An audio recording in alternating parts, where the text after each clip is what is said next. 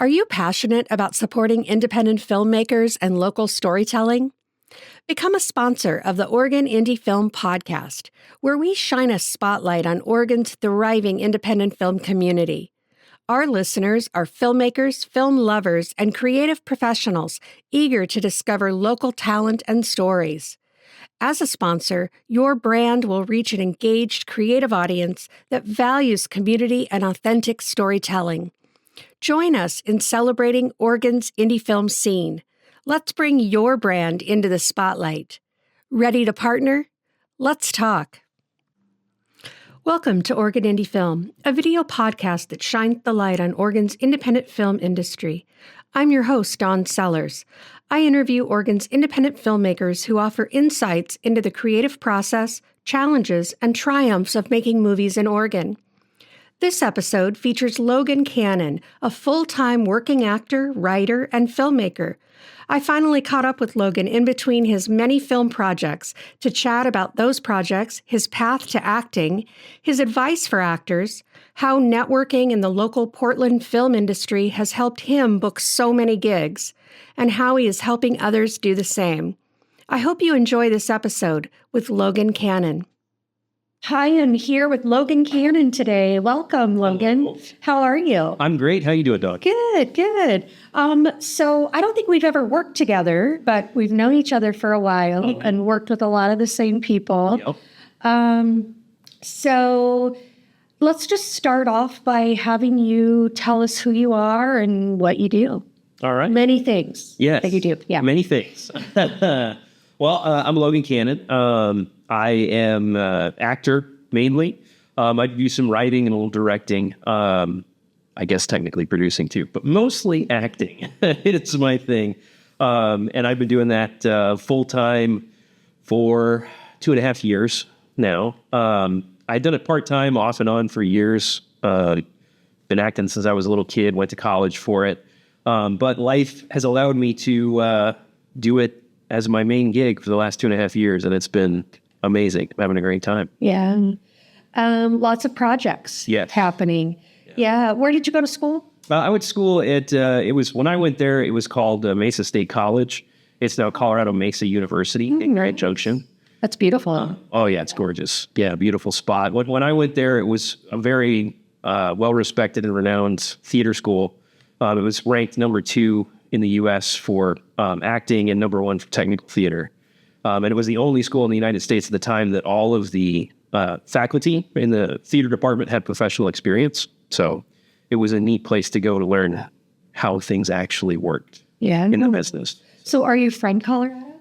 Yeah, I lived there moved there right before I turned 10, like 2 weeks before I turned 10. Lived there till I was 21. Before that, I lived outside Chicago. And when did you come to Portland? Boy, the first time was 2005. We weren't necessarily in Portland. We were in Corvallis. My partner was getting her master's degree. So we lived there for a couple of years. Then we lived in Burbank, so I could go be an actor. That was quite a switch, Corvallis to Burbank. Yeah, so that was fun. Lived there for a while. It was expensive. It was difficult. And at that point in time, it was all in-person auditions. But to pay the bills, you got to have a full-time job. And when they call you at 9 a.m. and say, be there at noon, and you're at work, you can't just drop everything. So it was challenging. And we just enjoyed the Pacific Northwest more. So towards the end of 2000, I think it was 2011, we moved back up to Portland area. So been around ever since. Yeah. Well, great. And I've heard rumor that you're a bladesmith. I have, yes. I have made some knives. It's kind of a fun hobby of mine. It's nice I started doing it when I was working graveyard shift for police department in Vancouver, Washington. I was doing records, and I just needed something to do with my hands because all day, well, all night at that point, your brain's just going constantly, and you're reading through records, and you're redacting public records requests, you're running criminal histories and stuff. It's a lot of brain work. It's a lot of reading. So I wanted something just physical to do. And so I started making knives for fun. And yeah, it's been a blast. I've only sold a couple of them. Mostly I've just made them for friends and family. But And prods, probably. yes, yeah. Used them in a couple of films. Yeah. Wow. So, police records department, Yes. a never-ending supply of stories. Yes. Yes. Yeah. Yeah. I mean, like, people would not believe the crazy things that happen all the time. Yeah. You rarely got through a night shift without somebody being naked in one of the calls. There's just crazy chases, people saying the strangest things. It was fun. Yeah. Yes. I can hear a police procedural being written. Yes.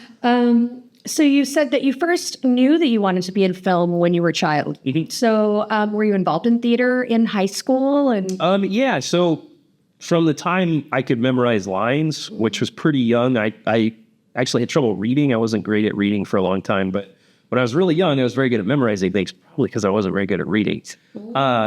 And I loved being on stage. And my mom did all kinds of stuff with church musicals and stuff. So I was on stage at church and in community theater from when I was a little kid. And then in high school, actually, where I went to high school in Colorado, didn't have a theater program at all. Oh. So through high school, I did the community theater. And then my senior year of high school, I actually got permission from a neighboring town to do their theater program. So I would do most of my senior year of high school. I would end my day with honor choir, like our show choir. Mm-hmm. And then I'd drive 30 minutes to a neighboring town and I'd do their rehearsal for the play. And then I would drive home and have dinner, and I would drive to downtown and do the community theater thing. So wow. I was doing as much as I could. Yeah. Loved it. And it was totally worth all the work, and and now I do it all the time. So, right. So that's really been your entire path has been, acting, and then going to college for acting, and then Burbank, and then So you're finding a lot of work in Portland, though.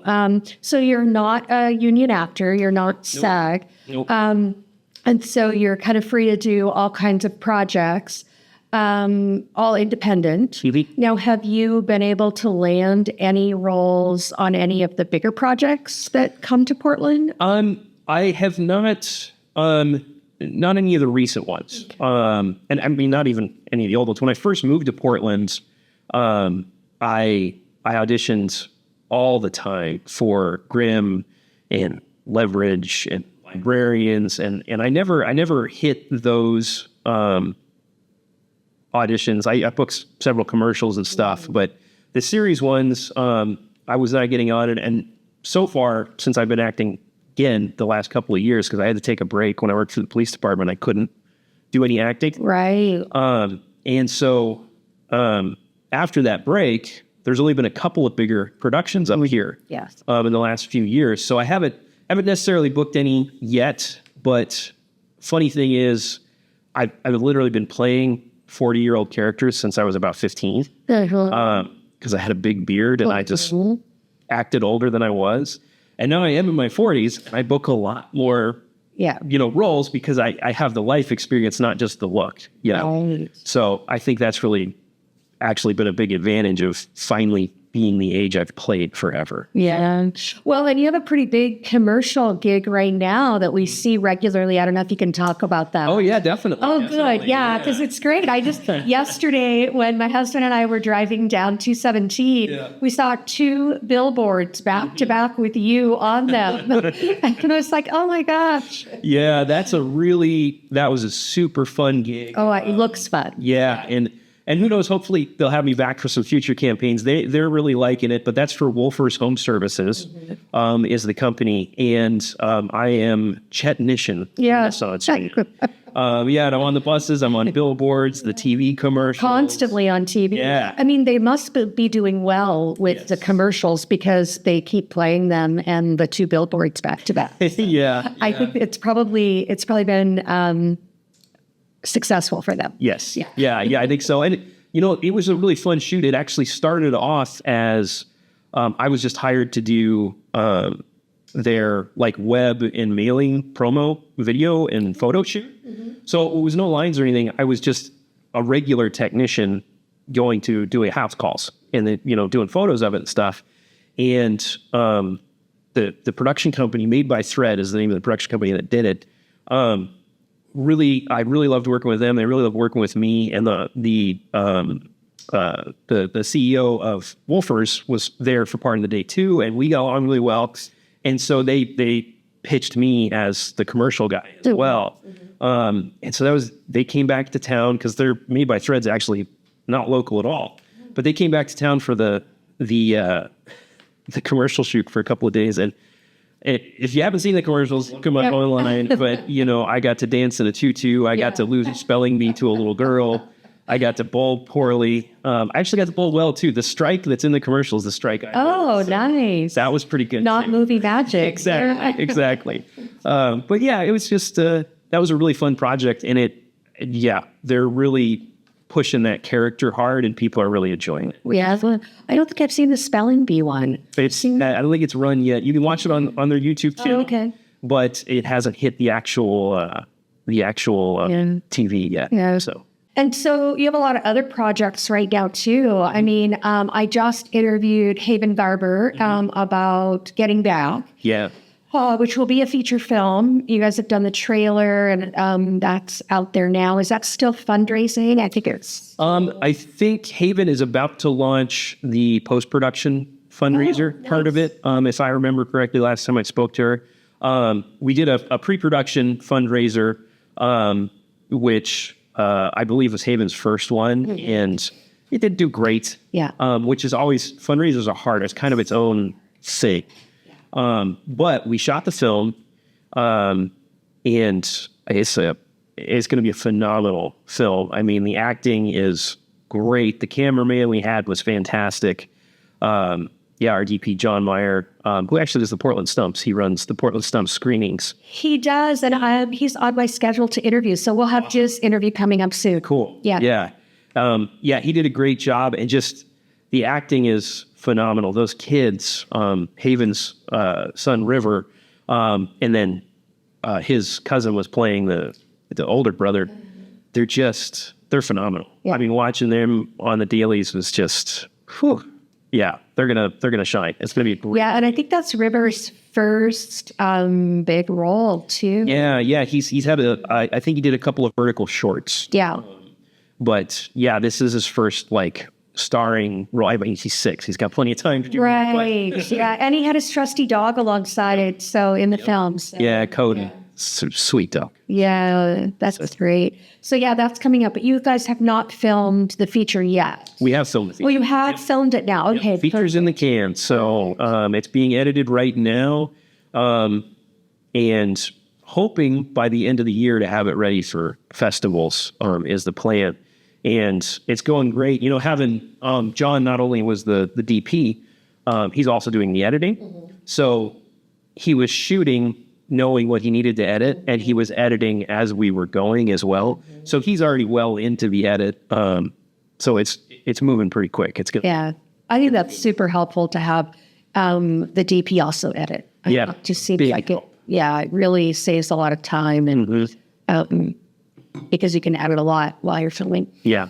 And then you have another project that I know about, the Van Damned premiere. That's coming up on August 9th at Alberta Abbey. Yes. So I'm excited to see that. I've seen the trailer for that, and that looks really fun. Yeah, that one's is hilarious. I watched a rough cut of it about a month ago, and it is one of the funnier things I've seen in a long time. It's a dark comedy, isn't it? Yes. Yeah. Yeah. It's dark comedy. It's full of wacky characters. I play a Hollywood agent that's in disguise, Nako Nolan, and it is a fun romp. It's a fast, funny. It's just going to be a very entertaining film. And like you said, August 9th.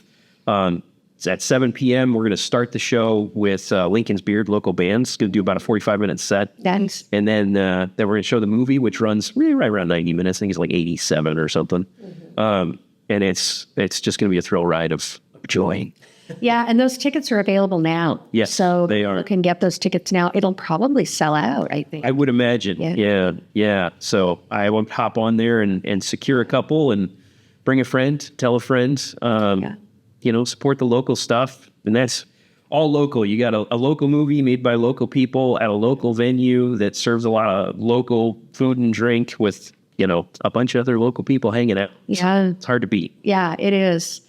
And then you just got back from Nebraska. Yes. Yes. That's an exciting project. I don't know a whole lot about that. I know a couple of other people that were involved, but tell us about Winters, Nebraska. Winters, Nebraska. It's third film I've worked on from writer-director Eric Delavoye. First two were shorts, and this is his first feature. And it is a really emotional, powerful story about a young man who left his hometown of Winters, Nebraska, and it was supposed to just be for a basketball trip, but he met the love of his life, and he never came home. Mm-hmm. And now he's lost the love of his life, and he's coming back home to help take care of his ailing grandmother. So it's him coming home after a long absence, and his family doesn't necessarily all understand his reasons for leaving. And it's a really beautiful story. Eric did a great job with the script, and the cast is stellar. I was there for a short time. I'm a smaller character in it, but a very powerful scene with the main actor, Michael. And it's really, that movie's gonna pull the heartstrings and really make people think in a good way about important issues. So. Nice. And Eric is in Portland, right? He is. So this is really a Portland film, but just filmed in Nebraska because of the story. Yeah. Yeah. So he's local Portland person, and a lot of the cast and crew are also from the Portland area. There's a few people from various other places that were brought in. I met him. He shot his first film, Cowboy Boots, here in Portland, and his second film, State Rep, here in Portland as well. And he's taken as much of the team along with him to shoot this one as well. They ended up paring it down. They were going to shoot some stuff in Portland and some stuff in San Francisco as well as Nebraska. But they ended up shooting basically all of it just in Nebraska and a little bit in Wyoming as well to kind of get the feel of the landscape where it was really necessary. And it is some beautiful cinematography on that one too. It's going to have striking visuals that really people don't think of Nebraska as beautiful. No, I don't. Yeah, but my goodness, you'll change your mind after you see some of the stuff they capture. It's the bluffs and the sunsets, and it's a beautiful place. Yeah, I'm excited to find the beauty in Nebraska because I've not seen it when I've been through. Yeah, exactly. And so are there any other projects right now that you're working on, or other than those three that I know about? Yeah. I mean, there's a lot of stuff. I've got, on the docket the next 2 months, I've got, I think, 6 short films coming up. There's several other features that I'm not sure when the release dates are coming out or anything, but I was in one called Killer Clown Girls. Oh, right. That's coming up. Was in one called Don. That's a modern day retelling of Don Quixote. And the visual effects are being finished up on that one. That's a Seattle-based crew on that one. So yeah, I've got a lot of stuff coming up, a lot of things. I actually just today sent in my final cut for the 60-second film challenge for Real Laughs 2. That's coming up on July 21st. Little gathering. Real Laughs 1 was a lot of fun. Comedians interspersed with short films. And the second one he decided to do, Billy Caldwell, I think, is putting it together. He decided to do a 60-second film challenge. So you were given a prop, a character, and a line of dialogue. You have to shoot a 60-second film. Wow, that's challenging. Yeah. So I did that with Jessica Geffen, who runs Soundstage Northwest. She helped me out with it, and it's a really fun one. So that's a little writing, directing, producing. Although it's 60 seconds, it's still quite a bit of work to put it all together. So yeah, that was fun. Yeah, and will that be an in-person festival, or is that online? Yeah, it's I can't remember the name of the venue, but you can look it up. Real Laughs on Facebook, and it's it's in person. It's at a restaurant bar in like their meeting space, and it's going to be Audience Choice Award for who has the best 60-second. Oh, fun. So that'll be fun. And they'll still have the stand-up comedians. They'll have some longer format films, anything under 15 minutes. And yeah, so it should be a good time. It should be fun. Yeah, that sounds really fun. And you write a lot too. I do quite a bit. Yeah. Are you an actor or voiceover talent in the Vancouver, Washington area looking for a professional space to record self-tape auditions or voiceover sessions? Welcome to the Soundstage, the Northwest's premier voiceover and self-tape audition studio. Our state-of-the-art Source Connect-enabled studio is perfect for auditions, demos, and client bookings, all at affordable rates. We offer workshops, classes, training, and more to help you elevate your career. Learn more about the Soundstage at thesoundstagenw.com. Yeah. So Read some of your comedic writing. It's very good. Thank you. Yeah, I've written a few features. One that I'm really passionate about that actually Doug helped with my reading. Doug Sellers. Yeah, that because Your husband is called Dead West. It's a zombie western, and it's just a fun little action movie. I'm really passionate about that one. I started writing that one a million years ago. I finished it, and I would love to produce that, but that's a fairly decent-sized budget to make that one happen. Period piece and everything, a lot of effects. But I've also written, a lot of comedy shorts. This 60-second one, like I said, co-wrote with Jessica. I'm actually going to be shooting a follow-up film. I shot one last year called Vault with Ren Caldwell. I don't know if you've ever had a chance to work with Ren Caldwell. I haven't. They're great. Ren is fantastic. Fun person, good actor, great writer and director. So first film Vault was great. And this character, the main character in that one is a vlogger exploring the abandoned fort, runs into all these strange creatures. I play one of the creatures. Well, Ren decided to do follow-up film to that about one of the creatures, how it became the creature, how it went from a person to this creature. And I love that idea. And so I pitched Ren, hey, can I help write the story of my creature, how it became what it is? So we put that together. We're going to be filming that next month. So we'll have two little mini shorts about creatures that fit into the bigger Vault series short, which is going to be a lot of fun. Yeah. So let's talk about your challenges. What are the biggest challenges that you find as an actor in Portland? Well, it's, for me, actually a huge challenge for me, just it's not the best part of my personality, is scheduling. Yes. So hard. So many things to keep track of. And because a lot of times these are smaller projects, the schedules change a lot. Mm-hmm. So I end up, 3 people want me on the same weekend for something. And it's like, I want to do them all so bad, So trying to work that out is really a challenge. The other thing is if it was, if I had to rely on it to pay all my bills and everything, it would be extremely challenging. Mm-hmm. I have support of my partner, so I don't have to carry the full load financially myself. That would be challenging. If that was the case, I would be probably doing side gigs, such as PA, sound, anything like that on another. I could still be on set then. But that's kind of a big one. Is monetarily, it would be more challenging if I didn't have support. But even with that being said, so I quit my day job at the police department December of 2022. So in 2023, I made a little bit of money. Didn't expect to make any money, but I made a little bit of money. I tripled that amount of money the next year. Mm-hmm. And I'm already ahead halfway through this year of where I was that year. So if you put in the work and you're reliable, you're nice, you know your lines, you hit your marks, you're helpful, and you're professional, people will bring you back and you will start making more money and you will have to do less work to get the roles.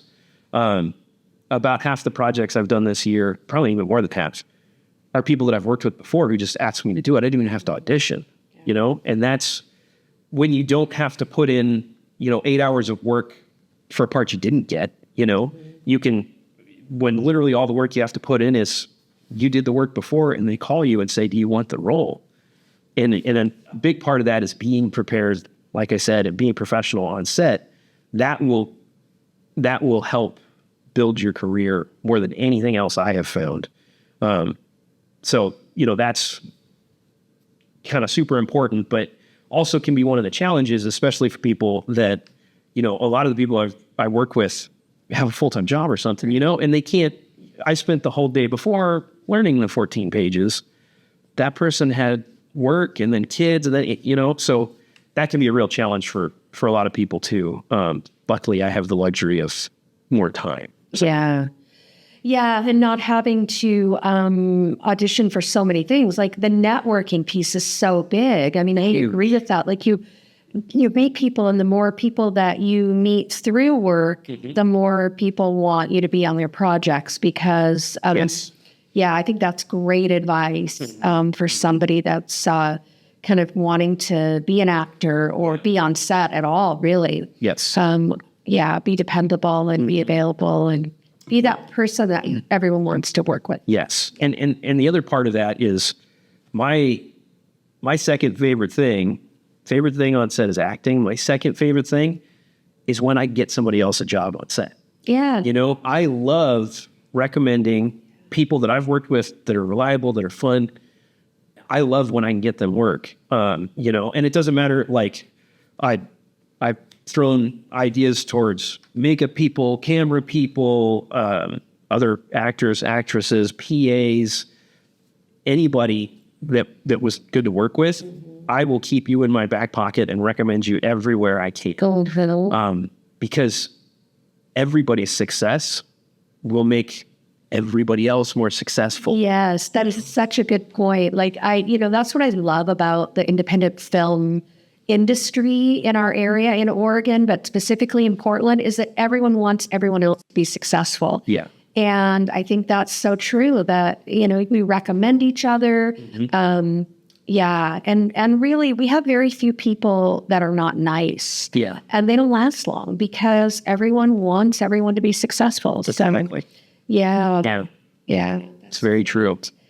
So let's talk about, so you already said that like your favorite thing is to get someone else a job on set. Is there anything else that you really enjoy doing? I mean, obviously acting is kind of your main love. But if you aren't acting, what is your second favorite thing to do on set? My second favorite thing to do on set is, it's actually probably being there for a scene partner, either off camera, just being locked in and given the same performance for them, or prepping beforehand. If I have a scene partner who wants to run lines for scenes that I'm not even in, that's fine. I am happy to help them out any way I can. Tips on, getting into the right headspace or anything, because like I said, I've done it a long time. I have a college degree in acting, which a lot of people don't have. So I've had a lot of exposure to different ways of doing it. I've taken a lot of classes. I did improv professionally in LA for several years. So I kind of have a lot of ideas and ways I can help. And so I love to share that if people ask. Or just, I've done some pretty heavy scenes, especially like in Getting Back in Winters, Nebraska, and just being there after that scene too. Just to be there and sit quietly with somebody can be a huge help. I definitely know it was for me. I mean, I had one scene in Getting Back that I just needed a little time afterwards, and Kat Gerlach, played my wife in it. She sat with me and she's just very kind, and that was very nice. And I try to do the same thing for other people. Whatever's going to help them have the best performance is going to make the movie better. So it's going to make my performance look better too. So it's that whole, rising tide lifts all ships idea.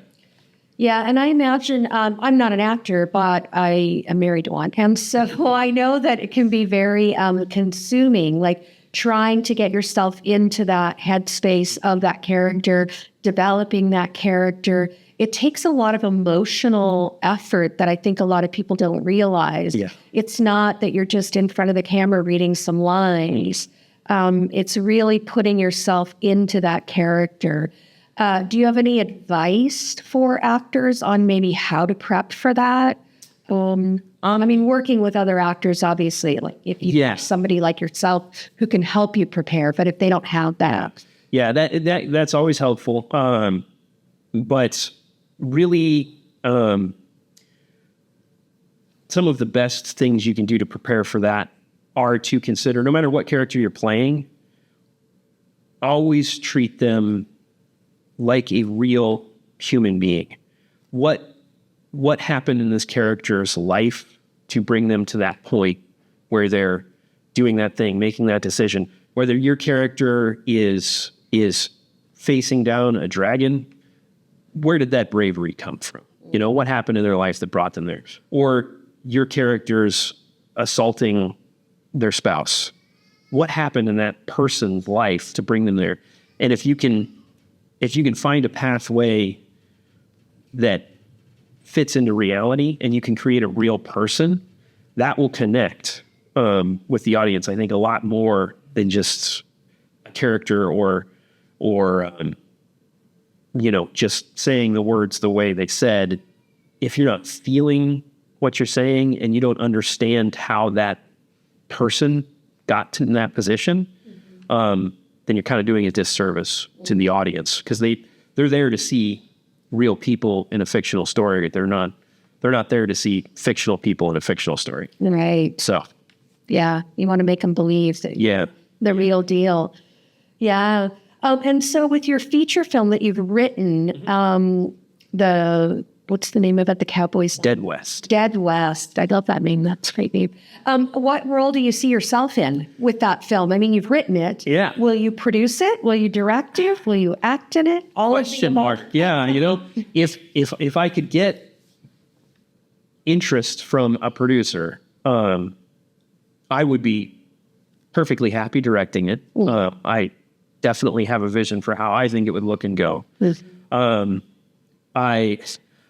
Oddly enough, when I wrote it, I never actually pictured myself being in it, which is a terrible idea for an actor.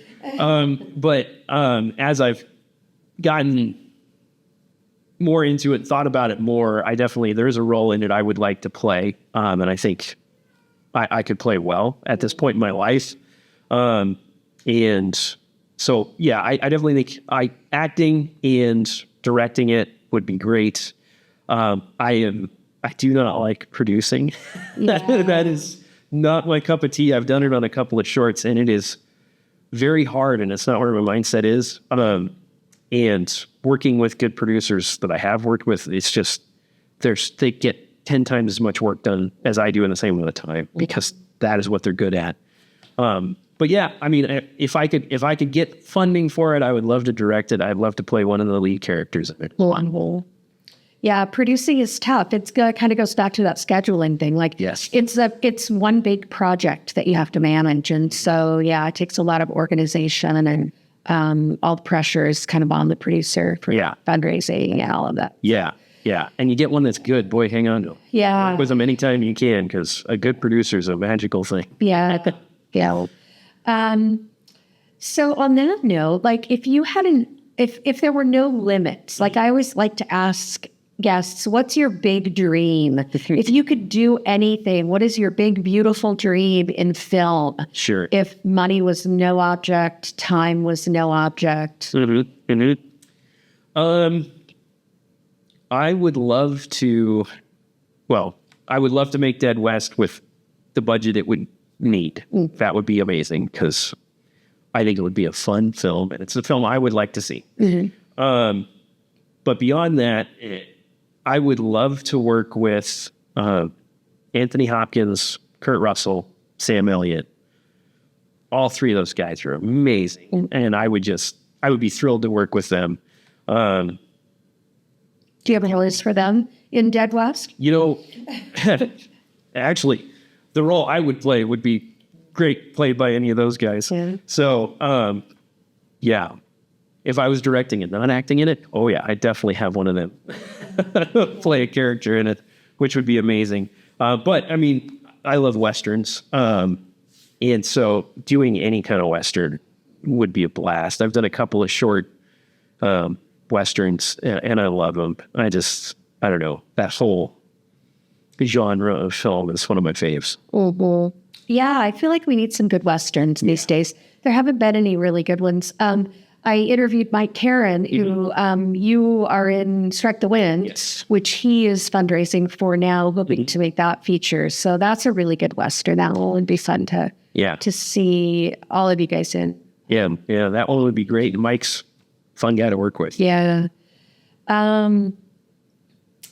So we kind of talked about what's next already. You have a lot coming up, a lot going on.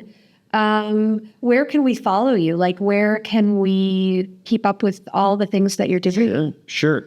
Well, Instagram, at Logan Cannon _actors. Facebook, Logan Cannon. IMDb page, you can always hop on there and check things out. Those are kind of the best ways. You can get in touch with me through those. Or if you run into me and you just want to chat. I'm always happy to talk about a project, whether somebody wants me to be in it or just wants to talk about the project they're excited about. That's fun. I love talking with people about what they're passionate about. Yeah, me too. I love that. Great. Yeah. So, but yeah, that's kind of the best ways, Facebook and Instagram right now. And hit me up if you want to talk. Yeah. Work with Logan on set sometime. Get yourself on set with Logan. Yeah. Is there anything else you want to mention or talk about that we didn't cover? Well, just enjoying working with everybody in the Portland community. The past couple of years I've worked basically right at the Canadian border all the way down to southeastern Oregon. And I did shoot in Brooklyn. I've done stuff in Nebraska, but the Portland area folks, I work with the most, and they're great. If you can make it to some of the Portland events, the POV Filmmaker events are great. They're really fun. Great networking there. I've gotten several roles from there, and I've gotten a lot of ideas and a lot of encouragement. And so that's a great one. The Portland Stumps screenings are tons of fun. If people haven't gone to those, go to those. It's all local stuff, and it's shorts, and it's fun, and you'll laugh. You'll meet cool people. You'll see some bizarre things. You'll see sounds fun. Yeah. some very well-made, very fun storytelling there. So Portland style. Yeah. So I say, get out, do as much of the film community as you can. I sometimes miss events because I'm on set or out of town, but I try and make it to as many of them as I can. And they're a lot of fun. Oh, actually, there's one coming up, Actors Take. My friend Sasha Santiago has been doing those. And he's got a teen workshop coming up that I'm probably going to help him with that. So that'll be fun. So if you have kids, Actors Take, you can find it on, there's posts on the POV Filmmaker in Portland film community pages on Facebook. And I'm trying to think of, I think it's actorstake.xyz. Yeah, I'll pop that in the show notes. So that's a cool thing that's going on. I know a lot of people that have participated in the earlier ones, and they seem to really be enjoying it. And like I said, I'm going to help with the teen one more than likely, unless they're scheduling it. And there's also adult ones too. Yes. So the teen one is just kind of a one weekend event, but he has an ongoing adult series as well. Yeah, and you leave the series with a little footage. You put together a scene, you make a scene start to finish, which is kind of cool. Yeah, that is very cool. And you write it too in the, I should get Sasha on here to talk about. Yeah, that'd be great. Yeah. You start with nothing and you end with a scene at the end of the Actor's Take, which is pretty cool. So that's great. So all right. Well, thanks so much for being here. Thanks for having me. And best of luck with all the projects. Yes. And if people want to support the fundraising for those projects or anything. Yeah, there's a lot of them going on. Sir Lee of Dudley, that's another one I have going on that's got a fundraising thing. That's Jared Bryant's feature film being shot down in Eugene. So Not Portland, Oregon. No, but for Oregon. So, yeah, I want to make my way down to Eugene and interview some of the filmmakers down there because Eugene has a pretty vibrant film group. Yeah, they're getting bigger and bigger all the time. I've done several things down there. So. And it's not that far. Yeah. I used to live there myself.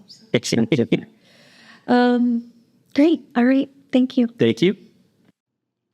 Thanks so much for listening. If you'd like to continue the conversation with Logan Cannon, reach out to him on Instagram or Facebook.